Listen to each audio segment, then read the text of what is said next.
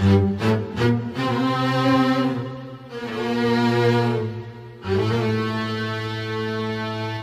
sholli ala sayyidina Muhammad salatan taftahu lana biha babar ridha wa taysir wa taghliqu biha 'anna babasy syarri wa ta'sir wa takunu lana biha waliyan wa nasiran ya ni'mal maula wa ya ni'man nasir bijahil basyirin nadhir wa qamal mustadir wa a'dzaqal alamin basrim alaina wa albisna qabula min syalmat wa alihi wasallam amma ba'd faqala al muallif rahimahullah ta'ala nafa'ana Allah bi ulumihi wa madana bi asrarihi wa barakatihi. Wa kadza tariqatu wal haqiqatu ya akhi. Itu kan? Min ghairi fi'li syari'atin lan tahsula. Wa kadza tariqatu wal haqiqatu ya akhi. Min ghairi fi'li syari'atin. Mau fa'li mau fi'li boleh. Lan tahsula. Wa kadza jeung eta nya kitu deui.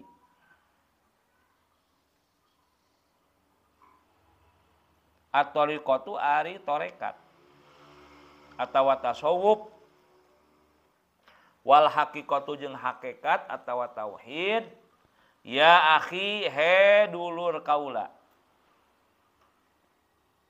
Ya akhi he dulur kaula min ghairi fa'li atau fi'li syariatin tanpa migawe heula syariat atawa fikih, tanpa migawe heula syariat atawa fikih lan tahsula moal pisan-pisan berhasil.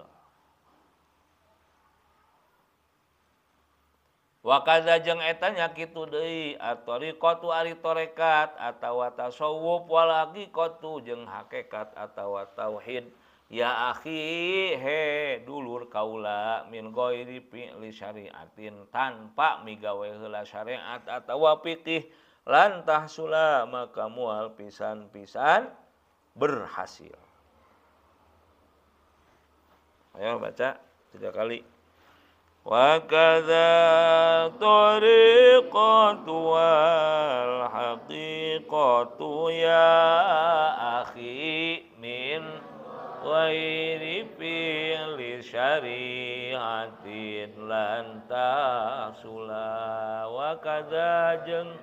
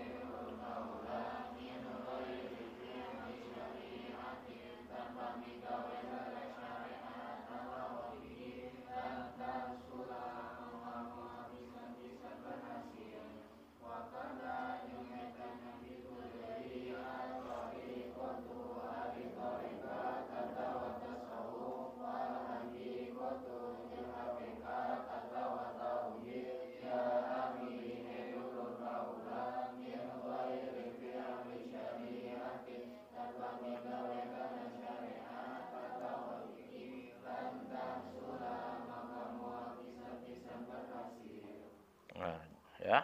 Wa kadza dan seperti itu at-tariqatu tarekat atau tasawuf wal haqiqatu lan hakikat atau tauhid ya akhi wahai saudaraku min ghairi fi'li syariatin tanpa terlebih dahulu melakukan syariat atau fikih yang benar lantasula itu sama sekali tidak akan berhasil. Ini langsung bisa difahami ya. Jadi tahapannya syariat dulu, fikih dulu.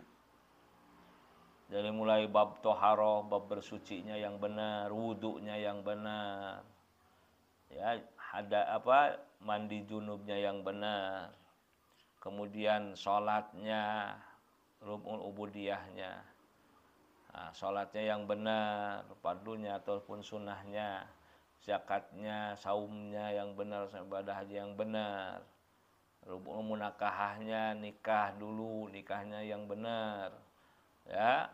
Kemudian terakhir jinayah, masalah hukum atau sanksi-sanksi. Nah, kalau yang terakhir ini ya di negara kita ya belum bisa diterapkan sebetulnya. Karena jinayah yang berlaku itu adalah KUHP, Kitab Undang Hukum Pidana, buatan Belanda. Sehingga hukum di kita buatan manusia, hukum tebang pilih. Yang ujung-ujungnya ya mohon maaf, ya sebagian mungkin, tidak semua. Sebagian malah jadi jual beli hukum. Ya, sehingga pengadilan di mana-mana, keadilan entah di mana.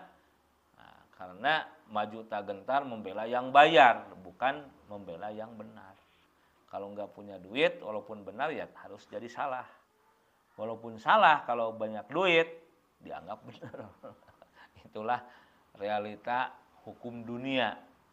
Ya, bukan saya ngomong bukan di negara kita saja, yaitu hukum dunia. Kalau hukum buatan manusia ya gimana yang mau buat.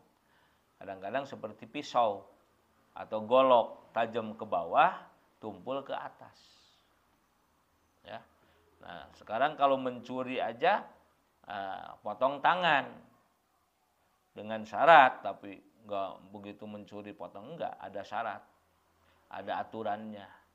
Ya, mencurinya harus lebih dari berapa itu? 10 dirham ya kalau nggak salah ya. Nah, ya kurang lebih lah dari 700.000 ke atas atau 1 juta ke atas. Jadi kalau mencurinya cuman di bawah 700.000 atau cuman puluhan ribu, nggak mesti dipotong tangan. Nah ya, jadi kadang-kadang ada orang ngomong hukum Islam ngeri gitu kan. Ngerinya itu harus tahu dulu.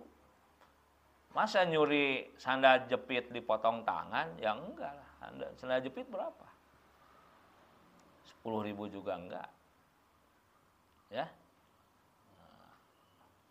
Nah, jadi kalau di bawah 700-an ribu enggak usah dipotong tangan. Itu diganti aja, disuruh minta ganti atau ganti rugi. Nah, ya. Nah, kalau 700.000 ke atas, jutaan lah. Jutaan itu mencurinya baru potong tangan. Kalau ratusan juta sampai miliaran, itu jangan potong tangan, tapi potong leher mestinya. Iya kan? Kalau mencurinya cuma puluhan juta, itu kan pakai tangan kan, masih bisa diambil kan. Tapi kalau mencurinya ratusan juta sampai miliaran, kan pakainya otak kan. Korupsi kan, nggak mungkin pakai tangan, pakai otak. Nah itu potongnya harus potong leher. Jadi koruptor itu harusnya dipotong lehernya, yang korupsinya miliaran, itu mencuri uang rakyat. Kan pakai otak ada di kepala, potong aja kepalanya udah, kasihkan ke rakyat. Nah, ya. Tapi kadang-kadang yang koruptor juga tidak semua benar korupsi. Ya saya berani ngomong itu karena langsung pernah bareng gitu kan. Jadi tahu ada yang memang benar korupsi, ada yang cuman jadi korban sistem. Yang korupsinya itu atasannya, tapi yang kena hukumannya itu bawahannya. Ada yang seperti itu. Ada juga yang karena termakan oleh atau jadi korban fitnah juga ya, memang lah seperti itu. Wallahu a'lam. Nah yang jelas hukum yang berlaku itu kalau mau benar-benar tegak ya hukum Allah. Yang membunuh dibunuh lagi. Yang memperkosa masa diperkosa lagi kamu. Nah yang membunuh juga dibunuh lagi, tergantung jenis. Karena membunuh itu dalam Islam ada 3 jenis. Ada qatlul amdi, membunuh sengaja. Ada qatlu syibhil amdi, seperti sengaja. Ada qatlu khoto'i, membunuh kesalahan. Ya, contoh nih. Kalau membunuhnya sengaja, apalagi sudah direncanakan, nah itu baru kisos. Dibunuh lagi, dipancung kan, kalau dalam Islam dipancung ya. Nah, kalau membunuh seperti sengaja, ya contoh, kamu lagi pegang kertas, ya kamu lagi pegang kertas, umumnya gini nih. Terus kamu lewat ke teman kamu, dipukulkan. Begitu dipukulkan kertas itu ternyata teman kamu datang ajalnya. Langsung jatuh, mati. Nah itu membunuh seperti disengaja. Logikanya kertas bisa membunuh nggak kertas? Nggak mungkin kan? Membunuh kalau golok, kalau pisau umpamanya. Ini kertas. Kertas ini bukan, dan kamu niatnya bukan untuk membunuh. Tapi ya guyon gitu, ternyata dia lemah begitu, atau kamu punya ilmu apa gitu, tahu-tahu jatuh mati. Nah itu pembunuhan seperti disengaja. Itu tidak harus dibunuh, ya tidak dipancung kalau seperti itu.